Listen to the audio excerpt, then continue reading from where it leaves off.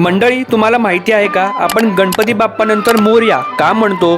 तर याची आख्यायिका अशी आहे की मोरया गोसावी दर महिन्याच्या प्रतिपदा ते तृतीया दरम्यान चिंचवडहून मोरगावला पायी जात असत. जवळपास 96 किलोमीटरचा प्रवास. एकदा वयामुळे त्यांना पोहोचणं शक्य झालं नाही. तेव्हा गणपती बाप्पांनी स्वप्नात दर्शन दिलं आणि सांगितलं, तू आता चिंचवडला स्थायिक हो. तुझ्या भक्तीने मी प्रसन्न झालो आहे. आजपासून माझं नाव तुझ्या नावासोबत घेतलं जाईल. या समाधी मंदिरात मोरया गोसावी सकट 7 पिढ्यांच्या समाधी आहेत, कारण त्यांना गणपतीचं रूप मानलं जातं. एक दिवस पवना नदीच्या किनारी त्यांना एक गणपतीची मूर्ती सापडली, जी आज मंगलमूर्ती वाड्यात विराजमान आहे.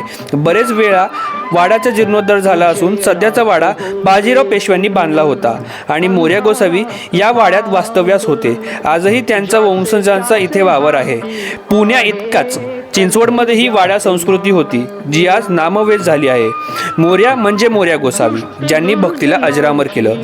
चिंचवडला कधी आला तरी ते एकदा नक्की भेट द्या.